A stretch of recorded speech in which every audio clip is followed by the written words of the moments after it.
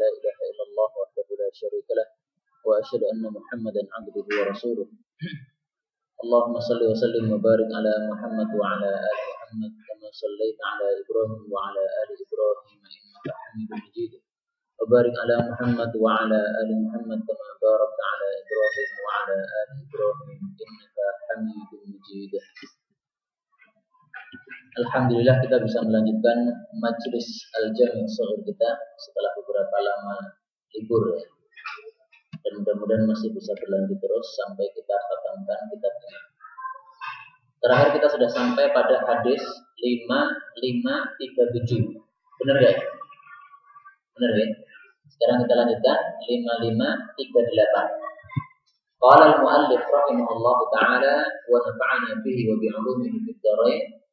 Alaikum lazimilah oleh kalian as-safful awal, saff yang pertama.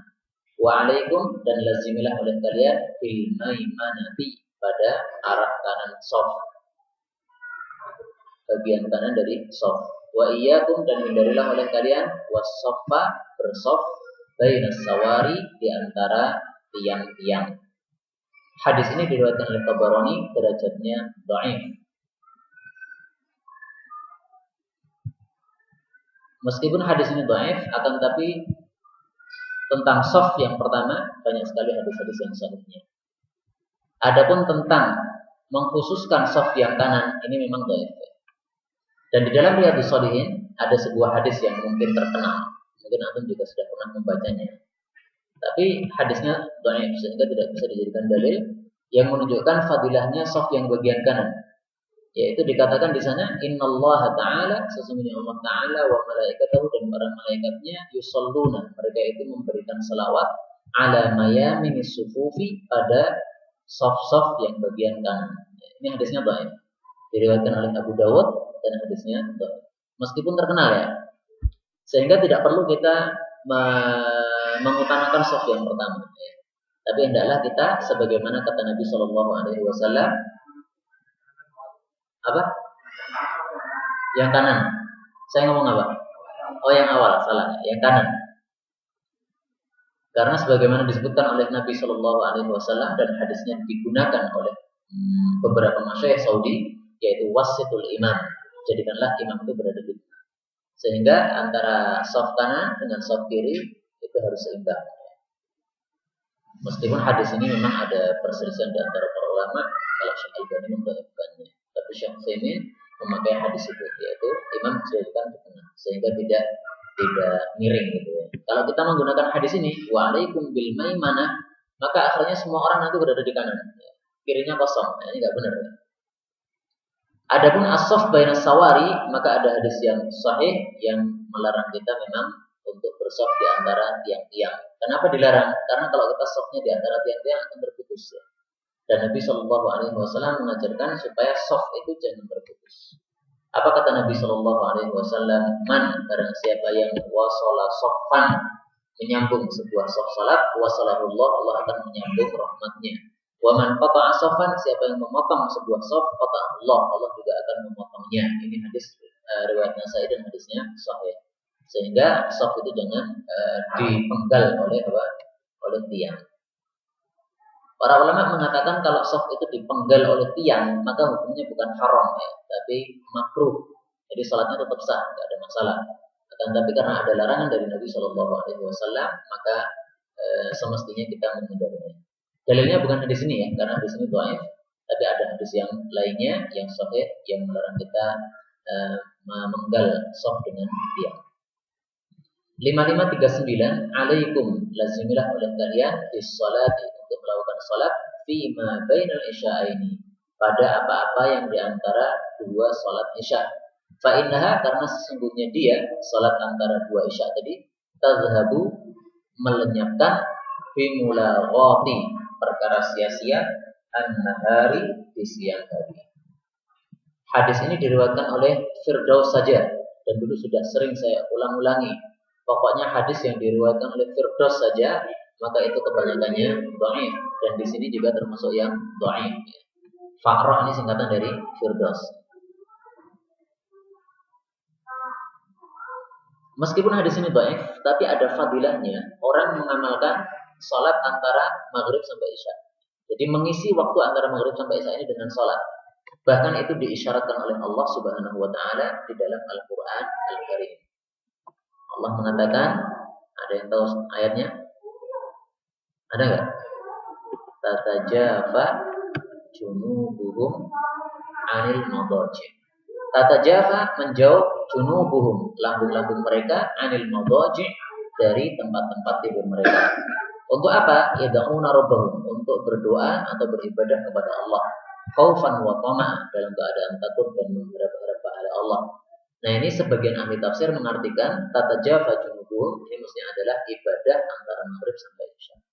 Sehingga meskipun hadis yang kita baca tadi dhaif, akan tetapi ayat ini sudah cukup sebagai fadilah kita menghiasi waktu maghrib sampai isya itu untuk ibadah kepada Allah Subhanahu wa taala. Salah satu ulama yang mengamalkan ibadah ini adalah Syekh Ibnu Qudamah Al-Maqdisi, seorang ahli fikih Hambali yang sangat terkenal. Kitab beliau namanya kitab Al-Kafi dalam fikih mazhab Hambali, bukan Al-Kafinya orang Syiah, tapi Al-Kafi fil fiqhil Hambali. Nah, itu adalah rujukan kitab fikih untuk orang-orang mazhab Hambali. Sebagaimana kalau mazhab Syafi'i itu rujukannya adalah Al-Majmu' karya Imam Nawawi, maka orang-orang ahli fikih Hambali ini rujukannya kepada Al-Kafi. Nah, beliau itu setelah mengimami sholat, maka antara maghrib sampai isya beliau nggak pulang ke rumah, tapi nyingkir gitu di samping mihrabnya sini. Nah, kemudian beliau ibadah sampai isya, baru kemudian salat isya ngimami lagi.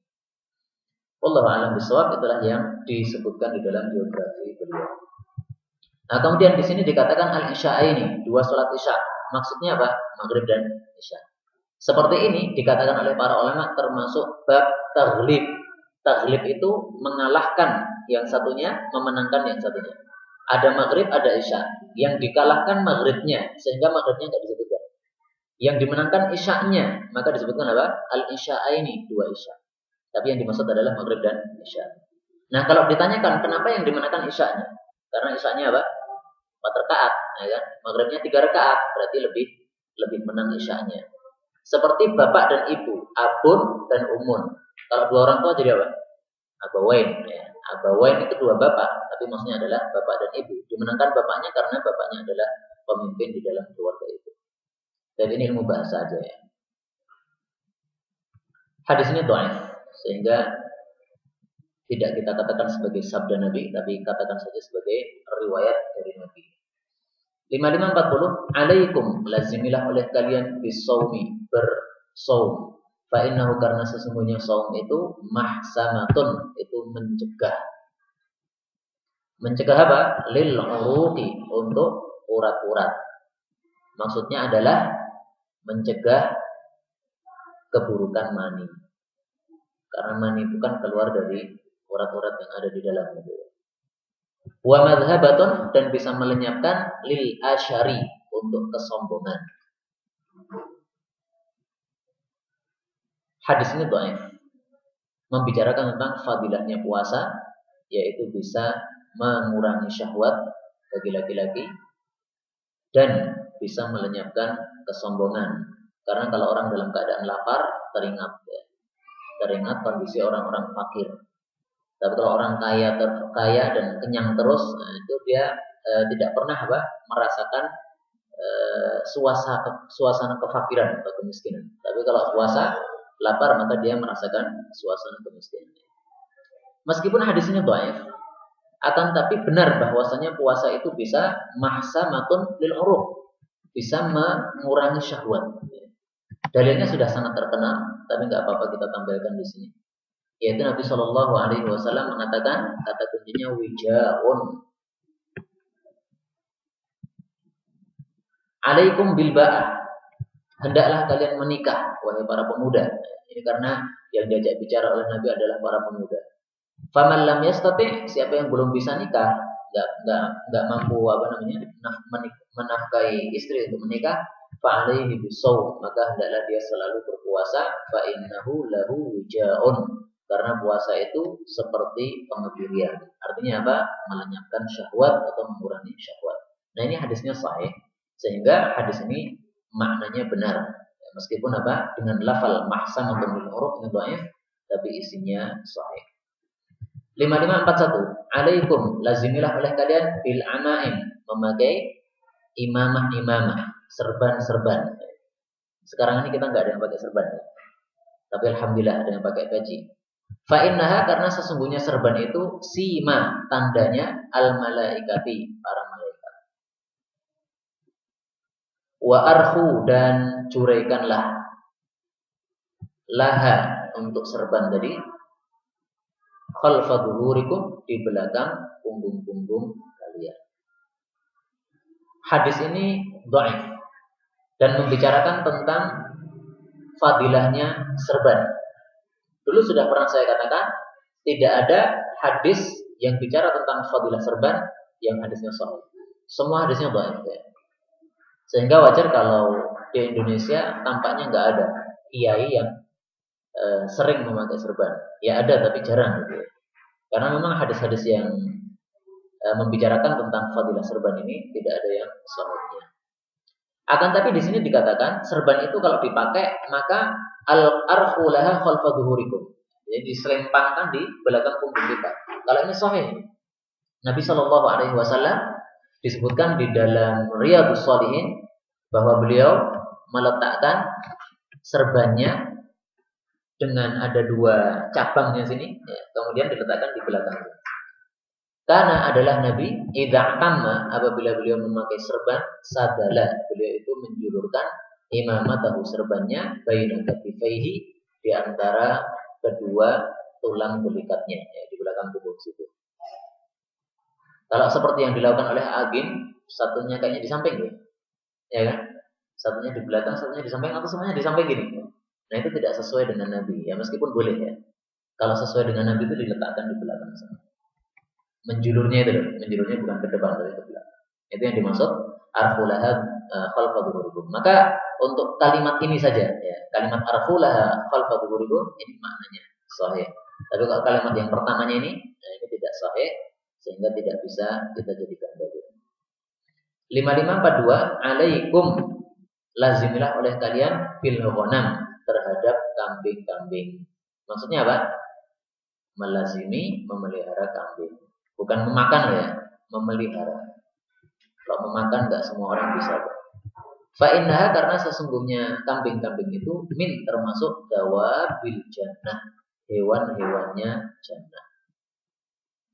Karena dia termasuk hewannya jannah, fasallu, maka salatlah kalian fi, pada marahiha. Marah atau murah? Murah, ya. Murahiha, kandangnya. Wamsahu, dan usaplah oleh kalian rughamaha, liurnya. Ini hadis dikatakan dhaif oleh Suyuti, tapi dikatakan sahih oleh Syekh Al-Albani.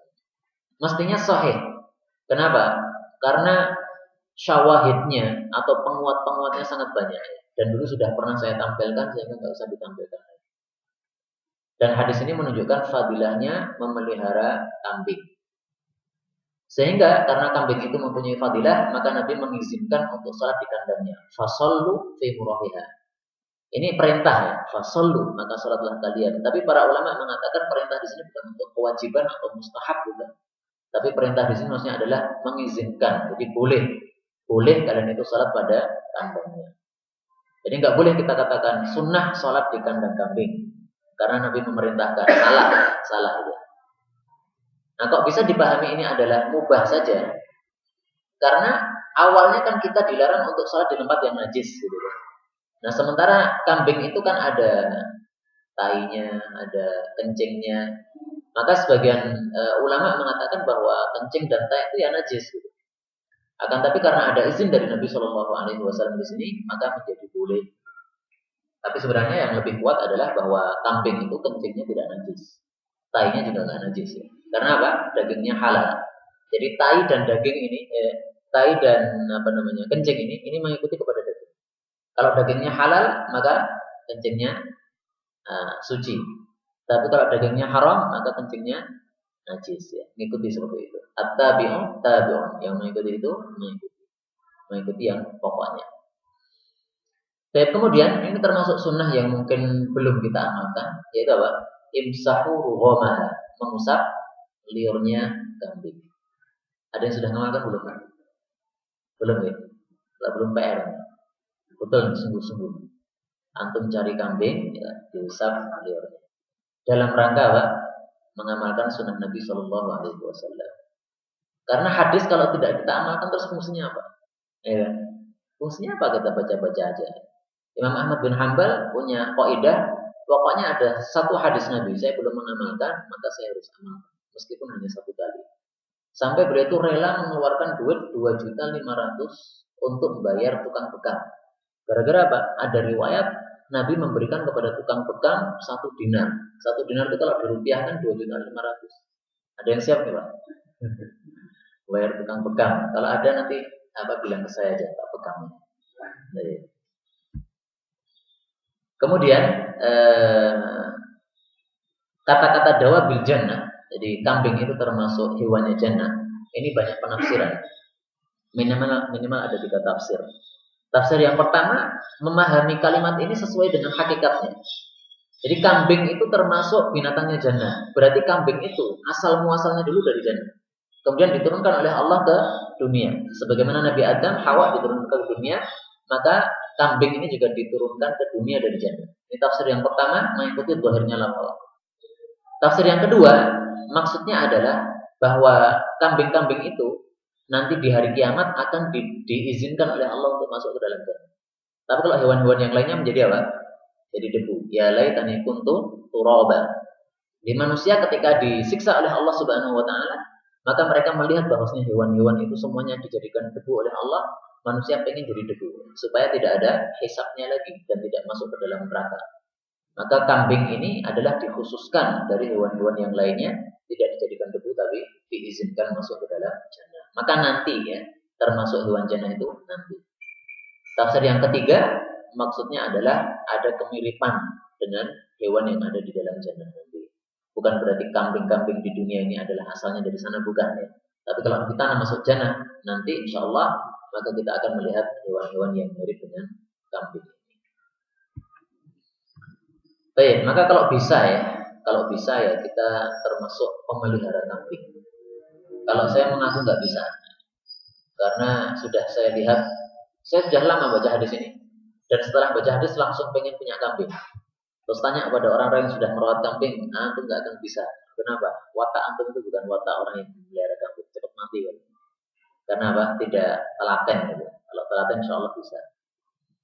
Ayat 5534. Alaikum lazimilah oleh kalian bil Quran, membaca Al-Quran. Fattakhiduhu, maka jadikanlah Al-Quran itu imaman, sebagai pemimpin, wa qaidan, dan sebagai qaid itu sama dengan pemimpin juga. Nah, kenapa disebutkan dua, imaman wa qaidan? Ini artinya adalah takkid atau menguatkan arti. Jadi orang Arab itu kalau mau menguatkan sebuah kalimat, maka digunakan 2 kata yang maknanya sama tapi bentuk lafalnya berbeda. Fa'innahu, karena sesungguhnya Al-Quran itu kalamu, ucapan Rabbil Alamin, Rabb sekalian alam, yaitu Allah Subhanahu wa ta'ala. Nah, maka sebaiknya kita menggunakan kalam, yaitu Al-Quran. Jangan menggunakan firman, karena firman itu asalnya formen dari istilahnya orang-orang kafir. Alladzi, yang huwa, dia Al-Quran itu minhu, dari Allah, wa ilaihi, dan kepada Allah ya'udu, Al-Quran itu kembali. Fa'aminu, maka berimanlah kalian bimutasyabihihi. Itu hanya 2 atau 1? 2 nih. Nah, ini berarti kurang. Bimutasyabihihi, dengan ayat-ayat yang mutasyabihatnya. Wa'tabiru, dan ambillah pelajaran bi amsalihi, dengan permisalan-permisalannya Al-Quran. Ayat mutasyabih itu ayat yang bermakna ganda. Jadi maknanya itu tidak satu makna, sehingga banyak penafsiran, itu namanya mutasyabih. Tapi kalau ayat yang tidak mempunyai kecuali 1 tafsir saja, maka itu berarti ayat yang muhkam. Misalnya Allahu la ilaha illahu, tafsirnya 1, yaitu aja, tidak ada yang berhak disembah selain Allah, nggak bisa ditafsirkan yang lainnya. Maka ini namanya apa? Namanya ayat yang muhkam. Misalnya lagi wa aqimus shalah wa atuz zakat, itu ayat muhkam semuanya. Ayat mutasyabih itu misalnya Hamim, Alif Lam Mim, banyak tafsirnya itu ya. Ini namanya mutasyabih. Hadisnya adalah hadis yang dhaif, sehingga nggak usah kita bahas. 5544. Alaikum, lazimilah oleh kalian bil qur'i. Qur'i itu adalah semacam labu. Jadi sejenis labu tapi jenis lain gitu. Ya, masih sama dengan labu ya, tapi jenis yang lain. Maka kalau dalam kamus itu diartikan sejenis labu. Karena kalau labu kan duba. Fa'innahu, karena sesungguhnya labu ini atau jenis labu ini yazidu, menambah fit dimari, di dalam otak. Maksudnya otak manusia ini semakin bertambah gitu. Wa alaikum, dan lazimilah oleh kalian bil adasi, makan kacang adas. Nama sebuah kacang Arab ya. Yang bagaimana saja nggak ngerti ya. Fa'innahu, karena sesungguhnya kacang adas itu bisa telah disucikan ala lisani, atas lidahnya sab'ina nabiyan, 70 nabi. Hadis ini hadis yang palsu ya. Dikatakan oleh Suyuti dhaif, tapi dikatakan Albani palsu. Hadis sebelumnya juga sama ya, dikatakan dhaif oleh Suyuti tapi dikatakan palsu oleh Syekh Al-Albani rahimahullah taala. Hadis ini bicara tentang fadilahnya labu.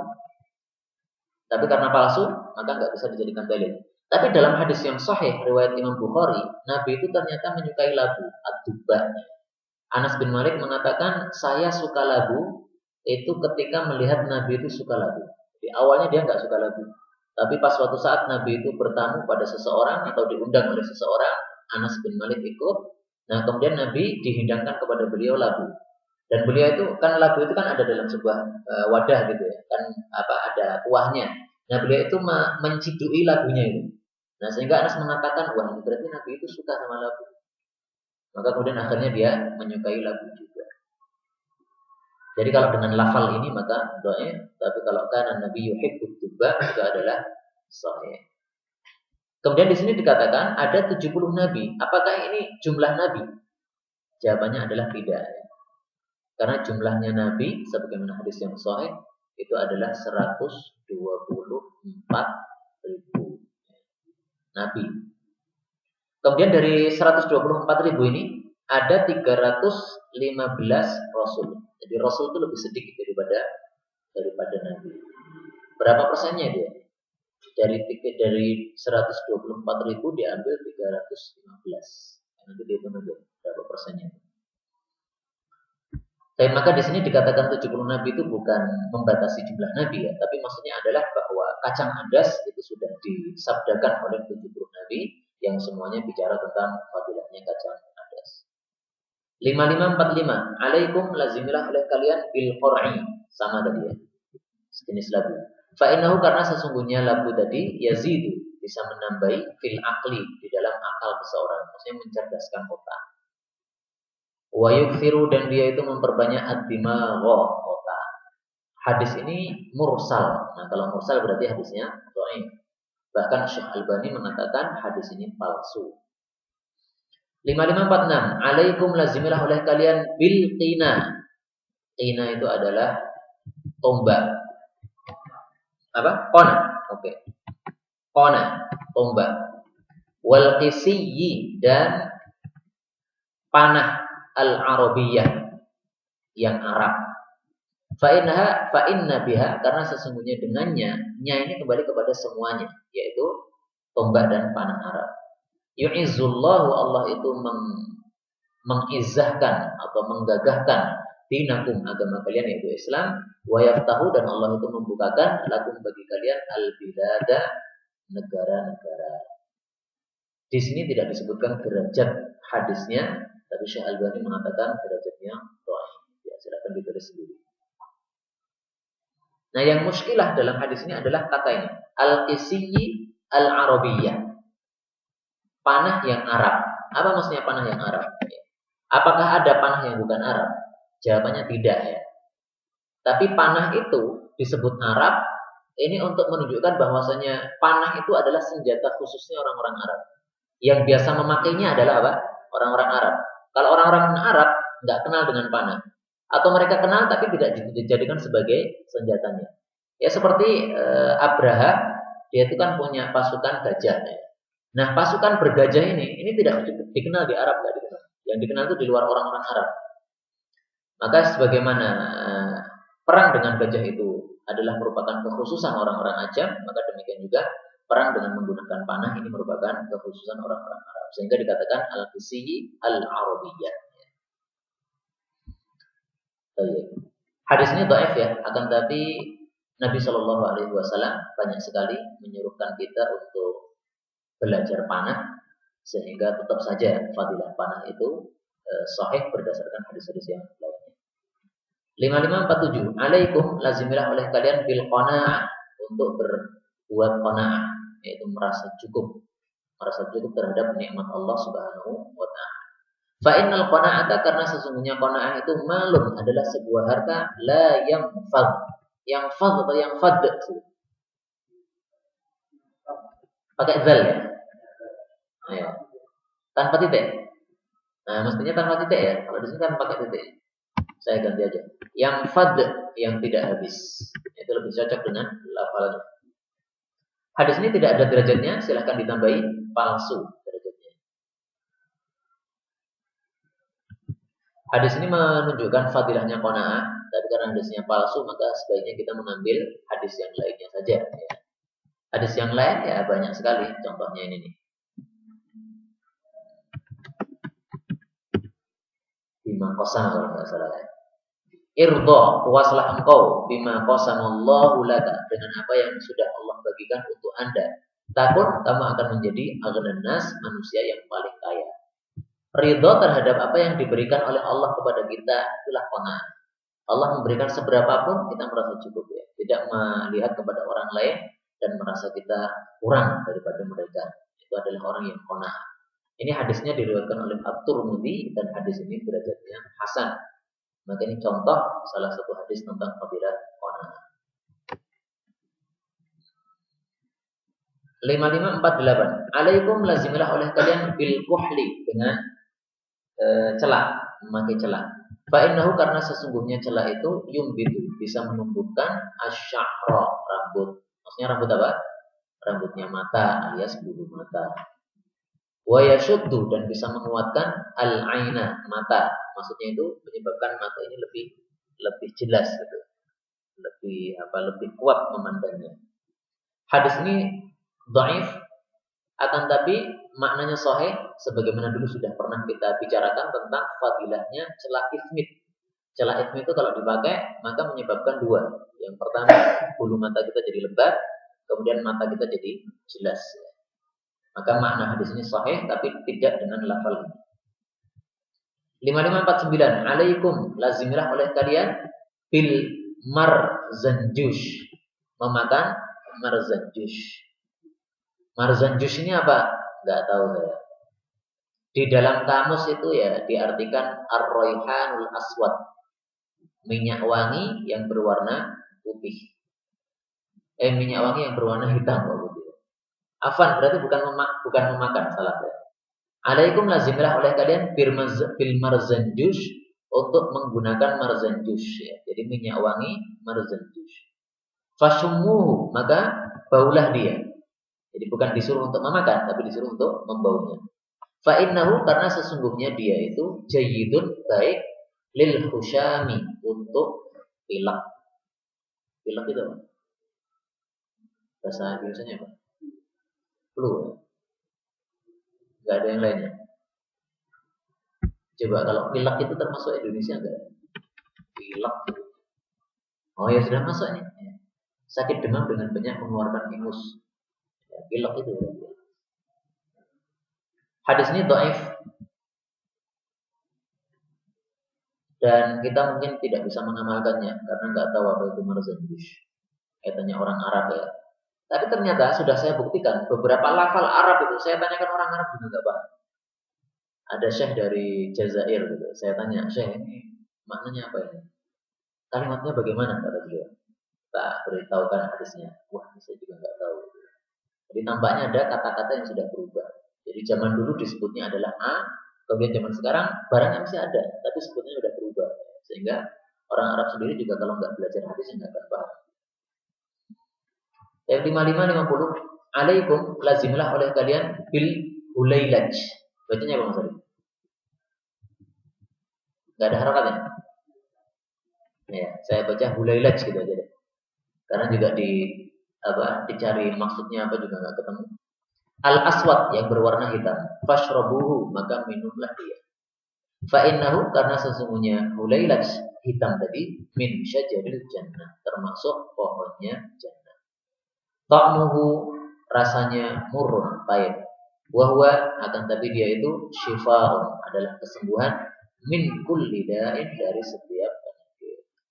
Dikatakan hasan oleh As-Suyuti, tapi dikatakan palsu oleh Asy-Syaikh Al-Albani rahimahullahu taala. Yang benar siapa? Syekh Al-Albani ya.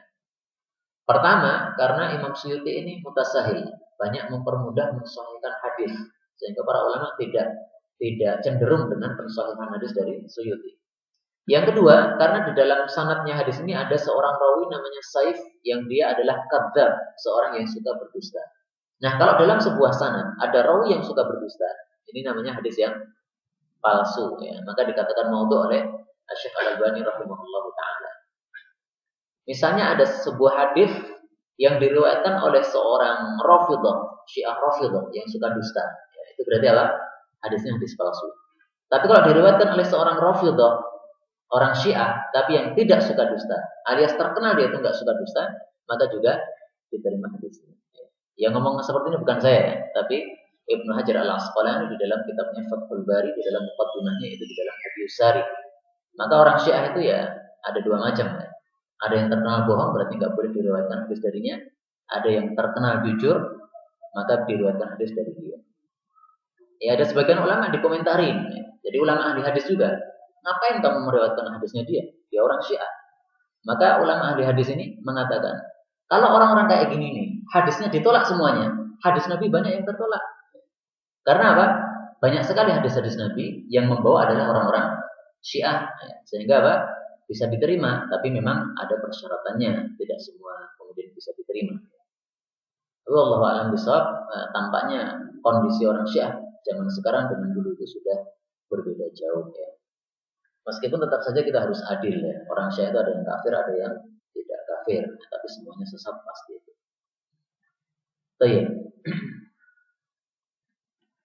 Kemudian 5551. Hulailaj tadi saya nggak tahu artinya ya. Dicari dalam kamus Al-Munawwir, itu juga nggak ada terjemahnya. Cuma ditulis sejenis tumbuh-tumbuhan saja. Andaikan hadis ini sahih, insya Allah saya carikan gambarnya di internet ya. Nanti ditampilkan di sini. Tapi karena hadisnya palsu, ngapain? Tinggal aja. 5551, alaikum, lazimilah oleh kalian bil hunduba. Hindiba ya. Oh, hinduba. Atau boleh juga dibaca dengan hindub gitu aja. Ba-nya itu boleh di fathah, boleh tanpa alif ya, sehingga hindub gitu. Hindub itu pohon andewi. Pohon andewi. Tulis saja andewi. Andewi apa? Jangan tanya saya. Itu kamusnya ngomong gitu kok. Andewi ya. Tapi coba kalau kita lihat di kamus Indonesia juga. Andewi, tanaman kecil berbunga, daunnya lebar dan keriting, daunnya dinamakan sebagai lalapan. Apa itu? Tanaman kecil berbunga, daunnya lebar dan keriting. Daun kok keriting gitu? Rambut keriting bisa ya? Daun kok keriting? Bergelombang. Apa? Jembak. Di Solo ada nggak? Oh nggak ada. Oh kalau nggak ada repot juga. Dimakan sebagai lalapan. Nah itu juga lalapan. Apa namanya? Jembak. Tulis saja barangkali jembak. Jembak gini pak ya. Ya, saya. Ya kita baca ya. Alaikum bil hinduba. Lazimlah oleh kalian makan andewi.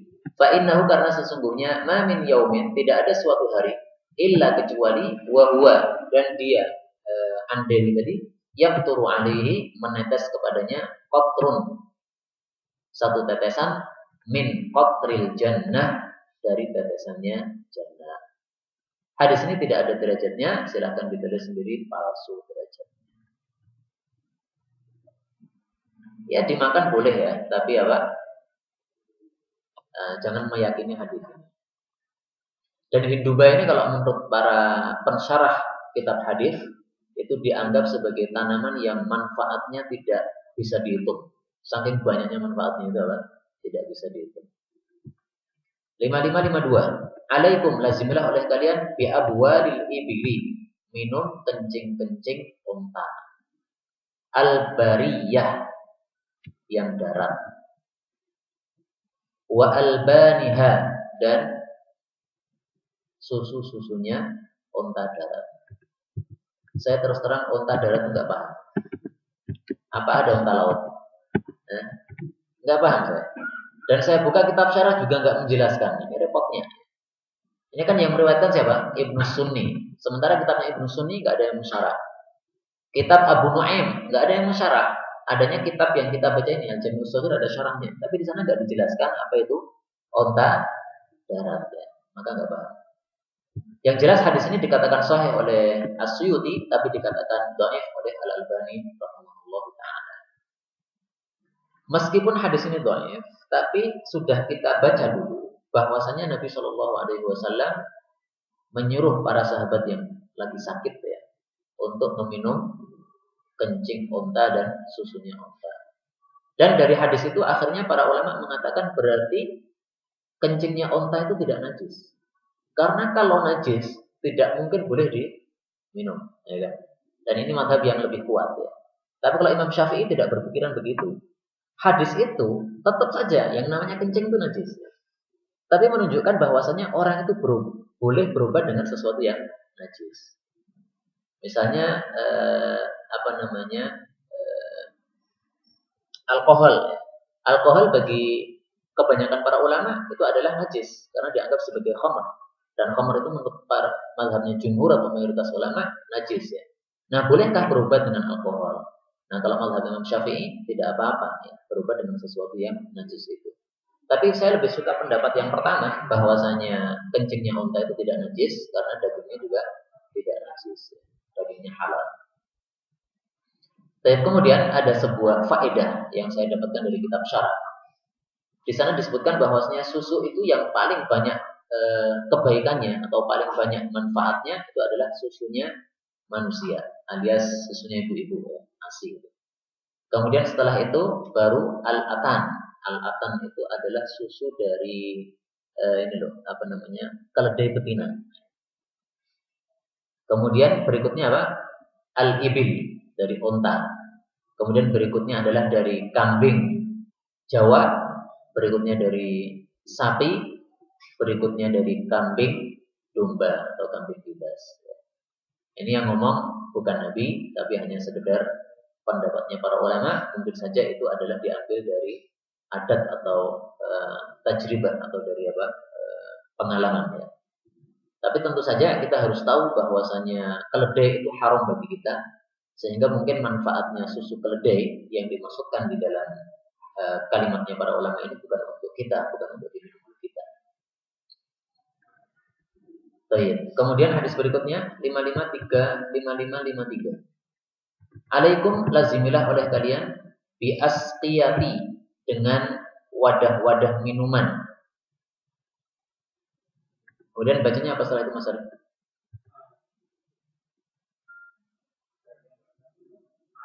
Bil a ya.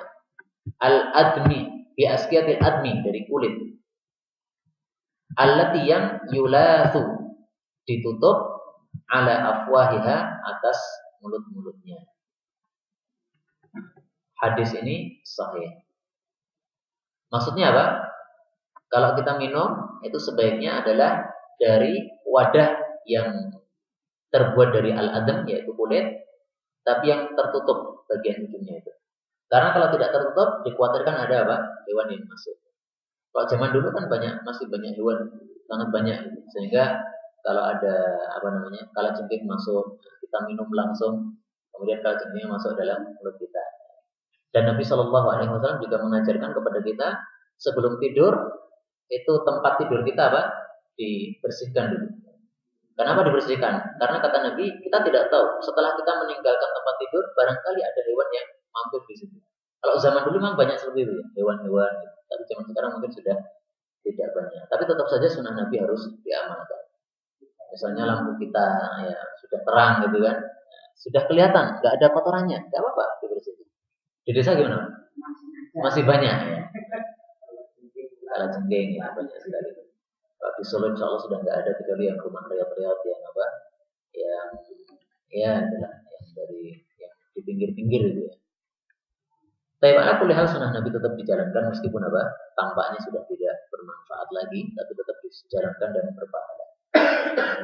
5554. Alaikum lazimilah oleh kalian bistina'i untuk melakukan al-ma'rufi kebaikan. Fa innahu karena sesungguhnya perbuatan baik itu yamna mencegah masari'a tempat-tempat jatuh as-su'i yang jelek. Maksudnya apa? Musibah-musibah. Wa alaikum dan lazimilah oleh kalian fi shadaqatis sirri bersedekah secara rahasia. Fa innaha karena sesungguhnya sedekah rahasia itu tutfi'u memadamkan ghadaballahi azza wa jalla, murkanya Allah azza wa jalla. Ini PR dari majelis malam hari ini. PR-nya adalah Nabi mengatakan lazimilah melakukan kebaikan. Karena kebaikan itu menyelamatkan kita dari musibah. Kebaikan apa itu? Ya bebas saja. Apa yang menurut kita mudah untuk melakukannya. Kebaikan salat malam, kebaikan sedekah, kebaikan bantu orang, kebaikan baca Quran. Dilazimi itu semua. Jangan dilakukan kadang-kadang, tapi selalu. Kemudian PR yang kedua yaitu melazimi sedekah secara rahasia. Karena sedekah rahasia ini fadilahnya adalah memadamkan murka Allah Subhanahu wa taala. Bukankah kita ini banyak maksiat, Pak ya? Kita banyak maksiat kan? Banyak dosa. Maka supaya Allah itu tidak marah kepada kita, caranya adalah gampang. Sedekah secara rahasia. Ya mungkin masuk masjid pas sholat subuh belum ada orang, ya, masukkan duit di kalengnya. Atau pas sudah pada pergi semua, baru kita keluar dari masjid, masukkan kalengnya, kan nggak ada yang tahu. Dan kemudian 5555 alaikum lazimilah oleh kalian bi albanil ibili susu-susu sapi wal baqari al-ibili apa? Onta-onta wal baqari dan sapi-sapi. Ini jamak semuanya ya. Karena ibilun itu bentuk jamak sementara mufradnya naqatun atau jamalun. Kalau baqaron ini bentuk jamak sementara mufradnya saurun atau baqaratun. Fa innaha karena sesungguhnya dia ini kembali kepada yang paling dekat, yaitu sapi. Tarumu atau tarimu itu mas? Tarumu, yaitu memakan minasyajari kullih, dari semua pohon, dari pohon semuanya. Jadi tidak peduli pohon apa, dimakan semuanya. Wahwa dan dia, susu sapi tadi, dawaun adalah merupakan obat min kulli da'in, dari setiap penyakit. Hadis ini dikatakan sahih oleh As-Suyuti, tapi dikatakan dhaif oleh Al-Albani. Meskipun dhaif, tapi untuk kalimat yang kedua ini sahih ya. Susu sapi itu adalah obat segala penyakit karena dia makan dari segala pohon. Dalilnya apa kalau itu sahih? Kan dulu udah lewat, sehingga nggak usah diulang lagi. Nah, kalau nggak ingat hadisnya nanti dibuka di Maktabah Syamilah dengan kata-kata tarumu, ini pasti ketemu.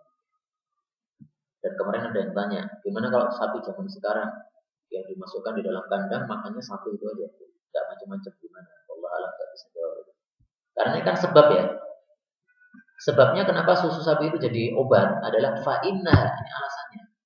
Maka zahirnya kalau dia tidak melakukan perbuatan ini, tidak makan dari seluruh pohon, maka berarti susunya juga tidak sebaik yang ini kan gitu. Wallahu a'lam bishawab. Tapi ala kulli hal para ulama mengatakan bahwa susu sapi, susu onta itu bisa menjadi obat, tapi kalau untuk sebagian ulama itu tidak untuk semua orang. Jadi beberapa orang ada yang cocok dengan susu sapi, beberapa orang ada yang cocok dengan habatus sauda, beberapa orang ada yang cocok dengan madu dan sebagainya. Jadi jangan salahkan hadisnya. Ketika Nabi mengatakan minumlah madu karena obat segala penyakit, kita minum kok nggak sembuh-sembuh, itu jangan salahkan hadisnya. Tapi mungkin kita termasuk orang-orang yang tidak cocok untuk hadis madu ini, tapi cocok untuk hadis yang Abu Sauda, cocok untuk hadis yang susu sapi dan sebagainya. Wallahu a'lam bishawab. Yang ngomong bukan saya ya, tapi ini sekedar menceritakan para ulama saja memahami hadis-hadis yang bermacam-macam itu, mengatakan bisa jadi itu maksudnya adalah apa? Cocok untuk beberapa orang tertentu atau di negara tertentu atau di waktu-waktu tertentu atau pada penyakit-penyakit tertentu. Sehingga hadis berikutnya 5556, alaikum lazimilah oleh kalian bi albanil baqar, minum susu-susu sapi. Nah, ini yang sahih. Fa innaha karena sesungguhnya susu sapi, sesungguhnya sapi tarumu, yaitu makan min kullihi dari semuanya, maksudnya semua pohon. Wahwa dan dia susu sapi adalah dawaun obat min kulli da'in dari setiap penyakit. Ini hadisnya hasan dan para ulama menjelaskan bahwa susu sapi ini digunakan untuk penyakit yang memang cocok terhadapnya. Meskipun Nabi mengatakan dawaun min kulli da, obat untuk setiap penyakit. Tapi para ulama menjelaskannya gimana? Yaitu penyakit yang cocok dengan sapi. Maka kata-kata kul ini ya tidak semua total ya, tapi semua yang cocoknya dengan susu sapi gitu. Nah, itu yang dirojihkan oleh Ustaz Muin juga, beliau memahami seperti itu. Cuman kemarin saya tanya Ustaz Rahman, bisa nggak Ustaz? Kita ini hidup di dunia ini tidak usah berobat apapun juga, penyakit apapun juga kita hadapi dengan bekam, bisa nggak? Kata beliau, ya teorinya orang-orang itu bisa selama makanan kita itu sehat. Kalau makanan kita nggak sehat, nah semestinya bekam yang bisa mencukupi untuk segala macam penyakit, penyakit dalam maupun penyakit luar, maka itu jadi nggak cukup. Gara-gara apa? Salah kita sendiri memasukkan apa? Sesuatu yang tidak sehat, ya makan mie, kemudian es yang macam-macam gitu ya, dan sebagainya itu, maka menyebabkan bekamnya tidak berfungsi sebagaimana mestinya.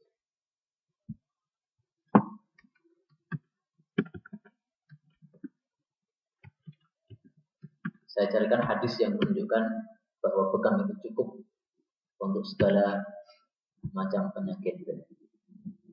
Kalau nggak salah itu diriwayatkan oleh Sunan Abi Dawud. Hadisnya sangat jelas banget. Yang mau ditafsirkan lain kayaknya sulit. Pokoknya manusia hidup ini tanpa berobat itu nggak apa-apa asalkan apa? Berbekam. Atau al-hijamah gitu ya. Al-hijamah.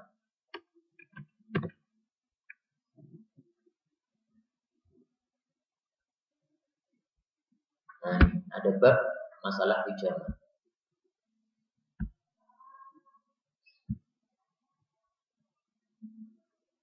Man barang siapa yang ahraqa menumpahkan min hadhihi dima dari darah-darah ini, maksudnya adalah melakukan bekam, fala yadurruhu maka tidak akan memadharati dia, alla yatadawa bahwasanya dia tidak berobat bi syai'in dengan sesuatu apapun juga, li syai'in untuk penyakit apapun juga. Ini kan lafaznya sangat jelas nih. Tidak apa-apa untuk tidak berobat dengan obat apapun juga untuk penyakit apapun juga. Karena syai' itu adalah a'amul am ya. Lafal umum yang paling umum dalam bahasa Arab itu adalah syai'. Sehingga hadis ini zahirnya menunjukkan ya hidup itu tanpa obat-obatan apapun juga, penyakit apapun bisa diatasi dengan bekam. Wallahu a'lam bishawab. Saya kira sampai di sini dulu. Kalau ada pertanyaan dipersilakan. Oke.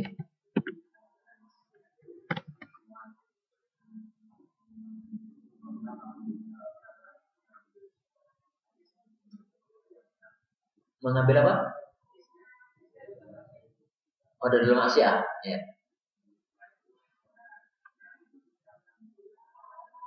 Apa? Apanya? Oh, qanaah. Yang pertama, kenapa para ulama mengambil hadisnya orang-orang Syiah? Ya ini kaidahnya para ulama. Kalau kenapa?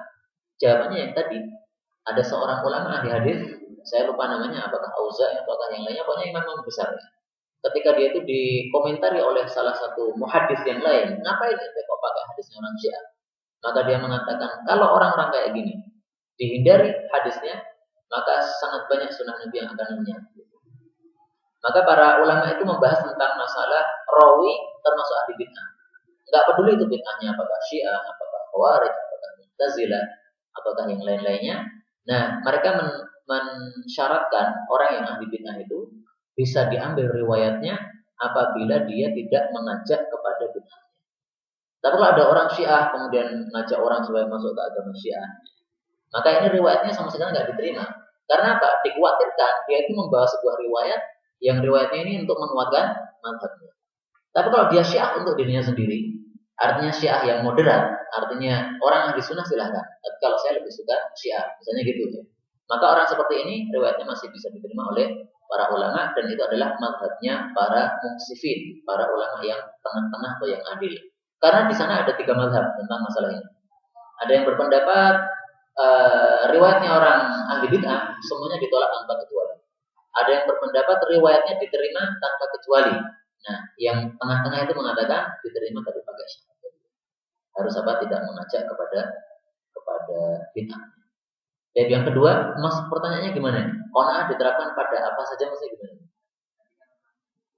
Ya. Oh iya, baik. Nah, ya qanaah itu tentu saja untuk perkara-perkara dunia ya. Tapi kalau untuk perkara-perkara ukhrawi, maka sebagaimana kata Nabi Shallallahu Alaihi Wasallam, kita harus berlomba-lomba untuk kebaikan itu. Bahkan Allah juga menyebutkannya di dalam Al-Quran, wa fi dzalika falyatanafasil mutanafisun. Tapi kalau masalah-masalah dunia, maka supaya kita bisa mensyukuri nikmat Allah Subhanahu wa taala dan kita tidak meremehkan nikmat Allah kepada kita, maka Nabi mengatakan unzuru ila man huwa asfala minkum. Lihatlah kepada orang yang lebih rendah di antara kalian, lebih rendah dari kalian. Maksudnya rendah dalam hal apa ini? Dalam hal dunia ya. Kalau dalam hal agama pasti kita melihat kepada yang lebih tinggi lagi. Wala tanzuru ila man fawqakum. Jangan melihat kepada yang lebih tinggi dari sisi dunianya ya. Kalau dari sisi agama ya kita baca biografi para ulama. Syekh Utsaimin itu ternyata kalau sholat jamaah itu jalan kaki seringnya ya. Dan antara rumah beliau sampai masjid itu 15 menit. Kalau dikilokan itu 1 kilo, tapi jalan kaki gitu.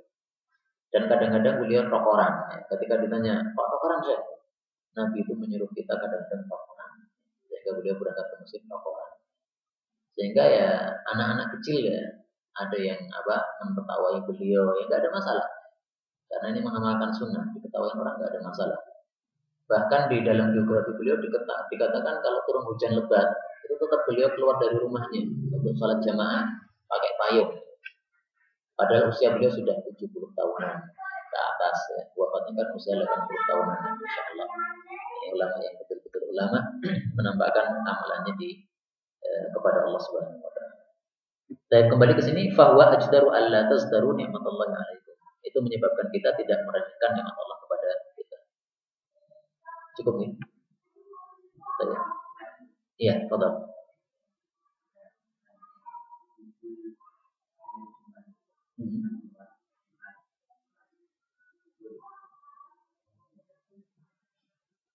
Jadi kalau ada ibu-ibu yang tidak sholat Jumatan, apakah dia itu di rumahnya tetap sholat Jumat ataukah sholat zuhur? Yang rajih insya Allah adalah sholat zuhur. Kenapa sholat zuhur? Karena Ibnu Mas'ud berfatwa sebagaimana disebutkan di dalam kitab Sunan Daruqutni. Man fatat rak'atani falyusalli arba'an. Man fatat rak'atani, barang siapa yang terlewati 2 rakaat salat jamaah Jumat, falyusalli arba'an, maka adalah dia salat 4 rakaat. Ini fatwa Ibnu Mas'ud. Nah, kalau yang salatnya 2 itu mengikuti fatwa siapa? Wallahu a'lam. Ya mungkin saja ada ulama. Tapi inilah yang dirujukkan oleh banyak ulama, termasuk Syekh Al-Albani rahimahullah, itu mengatakan salatnya jadi 4. Subhanakallahumma rabbana wa bihamdika asyhadu an la ilaha illa anta